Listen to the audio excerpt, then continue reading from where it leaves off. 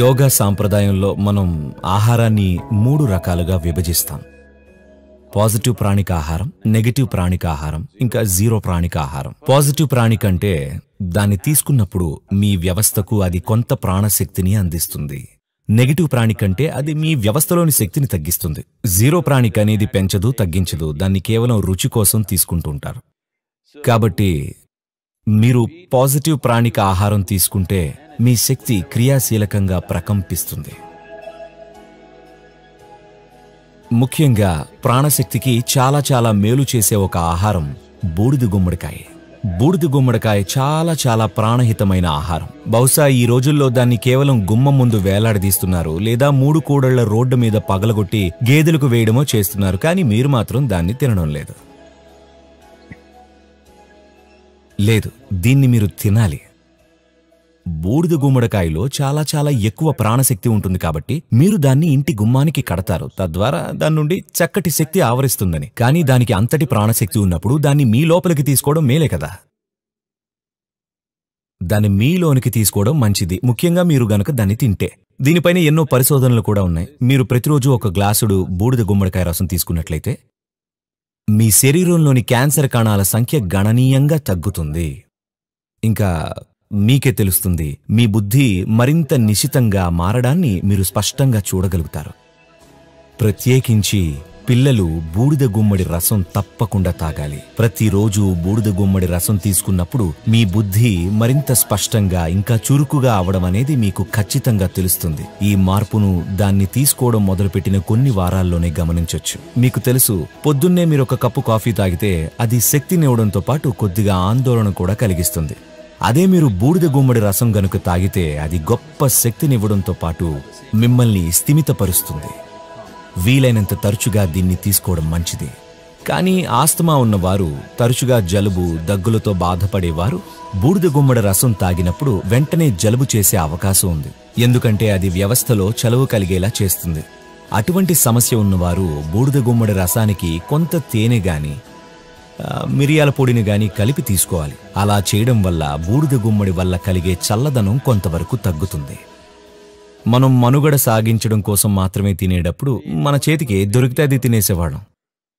కానీ ఇప్పుడు మనకి చాలా ఎంపికలున్నాయి. శరీరానికి ఏది మేలు చేస్తుందో దాన్ని ఎంచుకోవాలి. మనం గనుక ఇలా ఎంపిక చేసుకోకపోతే మనం ఏదోలా బ్రతికి వెళ్ళిపోతాం. ఇవన్నీ ఎవరికి ముఖ్యమంటే కేవలం ఎవరైతే నిరంతరం తమ జీవితాన్ని మెరుగుపరుచుకోవడం ఎలా, ఇంకొంచెం మెరుగ్గా రాణించడం ఎలా, జీవం యొక్క మరొక పార్శ్వాన్ని అనుభూతి చెందడం ఎలా అంటూ కృషి చేస్తూ ఉంటారో వారి విషయంలో ఈ యంత్రానికి ఎటువంటి ఆహారాన్ని లేదా ఇంధనాన్ని అందిస్తున్నాము అన్నది చాలా చాలా.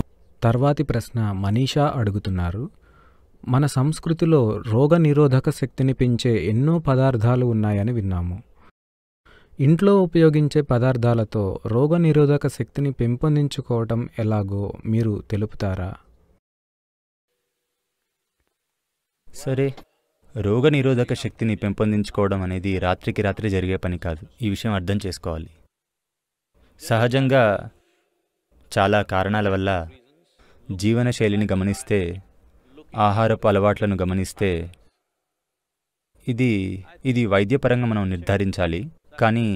కానీ నేను ఏమనుకుంటానంటే, దక్షిణ భారతదేశంలో ఉన్న ప్రజలకు రోగ నిరోధక శక్తి ప్రపంచంలో మిగతా వారికంటే మెరుగ్గా ఉంటుంది.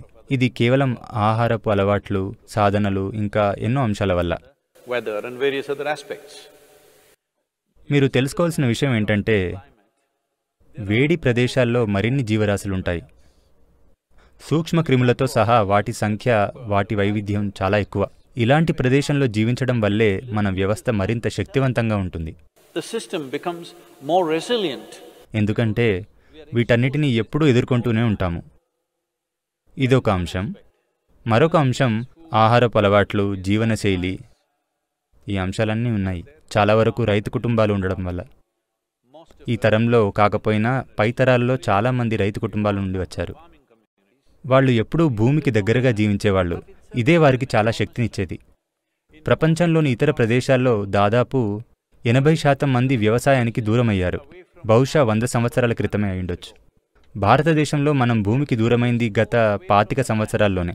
Only in the last 25-30 years ago. దీనివల్ల కలిగే లాభాలు మనలో ఇంకా ఉన్నాయి.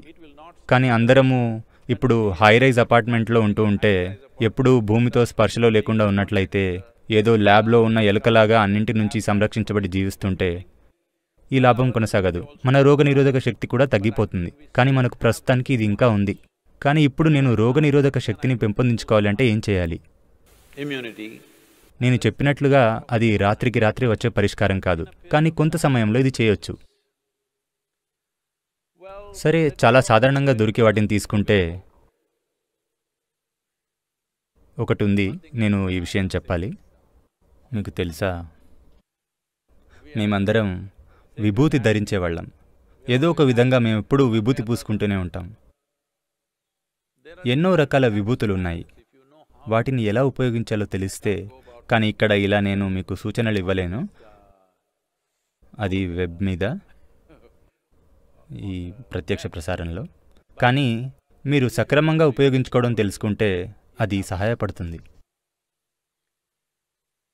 దేశంలో అంతటా వేప దొరుకుతూనే ఉంటుంది, ఏదో కొండ ప్రదేశాల్లో తప్పితే. రోజూ వేపాకుల్ని తీసుకోవడం, పసుపు దొరుకుతూనే ఉంటుంది.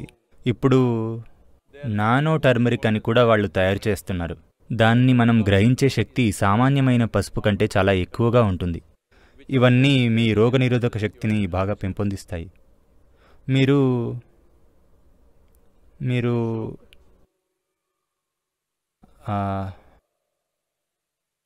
ఆమ్లా లేదా ఉసిరికాయను రాత్రిపూట తేనెలో నానబెడితే కొద్దిగా మిరియాల పొడితో పాటు నల్ల మిరియాలు లేదా పచ్చ మిరియాలైనా పర్వాలేదు. పచ్చ మిరియాలు అంటే పచ్చిమిరపకాయ కాదు. Green pepper, I am saying for those of you who are in other countries, green pepper does not mean chili. We mean to say raw pepper. The peppercorn, when it's raw, which you might not have seen in most parts of the world, here it's common for us, it's available. ఇక ప్రతిరోజు వీటిని తేనెలో నానబెట్టి 3 చెంచాలు రోజుకి 3 సార్లు తీసుకుంటే అది పనిచేస్తుంది. ఇవన్నీ కూడా మీరు కడుపు ఖాళీగా ఉన్నప్పుడు తీసుకుంటే బాగా పనిచేస్తాయి. ఇవి మీరు చేస్తే మీ రోగనిరోధక శక్తి బాగా పెరగడం మీరు గమనిస్తారు. 4 నుండి 6 వారాల్లో బాగా మెరుగవడం మీరు గమనించగలరు. యోగ సాధనలున్నాయి. ఇవి నేర్పించడం కష్టం, కానీ ప్రస్తుతం ఒక మంత్రోచ్చారణ లేదా ఈశాక్రియ చేయడం కూడా మీ రోగనిరోధక శక్తిని పెంపొందిస్తుంది. ఒకటి స్పష్టం చేసుకోండి, ఇది కరోనా వైరస్కు ట్రీట్మెంట్ కాదు, లేదా ఇది అందుకు నివారణ కూడా కాదు. నేను మంత్రం ఉచ్చరించాను అందుకని వెళ్ళి బాధ్యతారహితమైన పనులు చేస్తాను అంటే అలా కుదరదు. ఇవన్నీ మీరు చాలా కాలం పాటు చేసి మీ వ్యవస్థను పటిష్టం చేసుకోవాలి. అప్పుడు బహుశా తర్వాత వచ్చే వైరస్ను ఎదుర్కొనేందుకు మీరు కొంచెం మెరుగైన పరిస్థితిలో ఉంటారు.